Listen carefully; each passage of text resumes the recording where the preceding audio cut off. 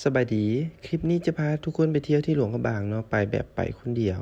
เดี๋ยวไปหาหมู่ทั้งหน้าเอาจะคู่ว่าจะมวนจะมันเป็นอะไรไปติดตามกันเลยแผนขึ้นรถไฟเฮา8 โมงเช้าเนาะแต่ตอนนี้7 โมง 37 นาทีถือว่าบ่ทันแล้วตอนนี้ติดไฟแดงอยู่ที่หน้าหลุมโดม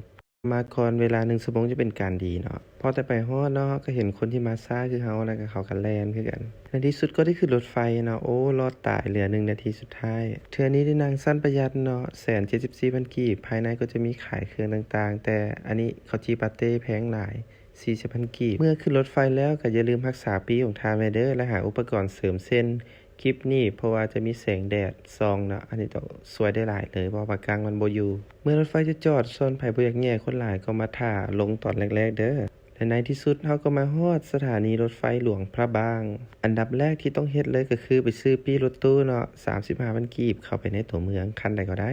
พอดีพอมาถึงช่วงเทศกาลเนาะอันนี้ก็ได้ที่พักอยู่ที่ข้างโจมาจะเป็นหอนี้โรงแรมรัตนะค่าพักก็บ่แพงเนาะคือละ200,000 กีบอยู่ในตัวเมืองเลยและนี่ก็จะเป็นหน้าตาเรือนพักของเราเนาะเรตนี้รู้สึกว่าราคานี่ก็โอเคเนาะช่วงเทศกาลอีกและก็อยู่ในใจกลางตัวเมืองและที่สำคัญเนาะถนนหนทางที่พักก็สะอาดดี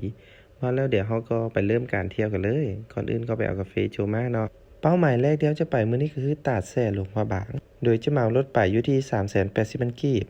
และเมื่อมาฮอดก็จะมาต่อเรือเนาะ15,000 กีบอยู่บ่อนนี้ใช้เวลาในการนั่งเรือไปประมาณ5-6 นาทีเท่านั้นบรรยากาศก็จะเป็นประมาณนี้เนาะอากาศอยู่หลวงพระบางตอนนี้เนาะก็จะเป็นอุ่นๆร้อนน้อยนึงแต่บ่ร้อนหลายและแล้วเราก็มาฮอดเนาะตาดแส่ที่แสนงดงามบ่อนนี้ขอความรู้อันนึงเนาะมันจะมีโซนนั่งอยู่2โซนลุ่มและโซนถึงถ้านั่งโซนถึงต้องสั่งอาหารอยู่โซนถึงเท่านั้นเด้อมันจะแบ่งเขตอาหารกันแต่ถ้าอาหารได้ซ่าก็สามารถลอยไปสั่งอีกโซนนึงให้ได้เด้อแล้วอาหารเมนูยอดฮิตเนาะก็จะเป็นปิ้งไก่ตำบักหุ่งส้มผักตูแล้วก็ปิ้งปลาส้มผักนี่แซ่บแฮงมาฮอดทั้งทีบ่ลงแช่น้ำได้จังไดแล้วก็ไปลอยน้ำแข่งกับพ่อตู้เนาะเพิ่นก็โอ้ฮ้าวบอกว่าน้ำบ่นี้เนาะเย็นปานน้ำก้อนอีหลีแบบเย็นจ๋าเลยล่ะแต่ถ้ามาบ่ลงลิ้นก็ถือว่าบ่ฮอดเดี๋ยวเรามาเข้าในเมืองเราเลยเดี๋ยวเราจะไปที่วัดเนาะไปซอยเวียกงานวัดในการประดับประดาตกแต่งบุญเทศกาลออกพรรษาแต่ก่อนอื่นเราก็มาแวะถ่ายรูปเนาะมุมสุดฮิตที่ว่าออกมาจากโรงเรียนแบบนี้ถึงจะถ่ายรูปสวยงามเนาะแต่เบื้องหลังเนาะได้ย่อตัวลงเพราะว่ามันเตี้ยหลายเดี๋ยวมาเบิ่งข้างในน้อยนึงก็จะเป็นแบบนี้นี่ได้ย่อตัวลงมาเดี๋ยวเราไปซอยวัดในการตกแต่งติดตั้งพวกดอกฟืนดอกไฟดีกว่าการมาลิ้นมาเที่ยวแบบนี้ได้คุกคีกับคนเจ้าถิ่นได้ซอยเวียกเพิ่นมันก็โอเคดีได้อยากช่วยเพิ่นในการติดตั้งตัวดอกใหญ่แล้วก็ไปซอยเพิ่นย้ายดอกฟืนดอกไฟใส่พื้นกันเลยมาฮอดจุดนี้ก็ขอขอบใจหมู่เนาะพอดีมาเจอหมู่เพิ่นซอยเก็บวิดีโอนี้ไว้ให้ตอนย้ายดอกฟืนดอกไฟซอยวัดผู้ใดมา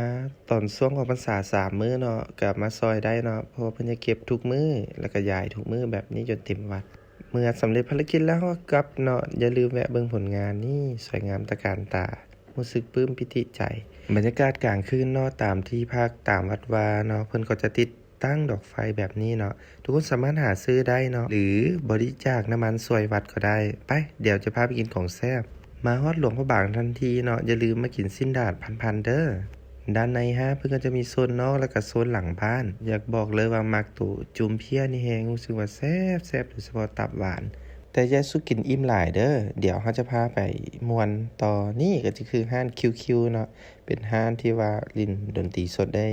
ม่วนหลายเพราะว่ามักเอ้ยนิ่งนองเพิ่นร้องเพลงนำมาจากวินเวทนั่นแหละตอนนี้เพิ่นเป็นวงเฟลิเซียเนาะขากลับกลางคืนเนาะก็รู้สึกเปรี้ยวๆแน่แต่ก็บ่เป็นตาย้านเท่าเวียงจันทน์เนาะแล้วก็บ่มีตำรวจตั้งด่านนำ